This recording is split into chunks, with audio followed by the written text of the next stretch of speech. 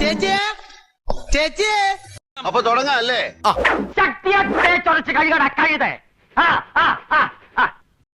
Hello, ഞാനിപ്പോൾ നമ്മുടെ Angamaly മാട്ടൂരുള്ള ലേക്കാസ unisex സലൂണിലാണ്. ഞാൻ ഫസ്റ്റ് ടൈം ഇവിടെ വന്നിട്ട് ചെയ്തത് വൈറ്റമിൻ സി ഫേഷ്യലാണ്.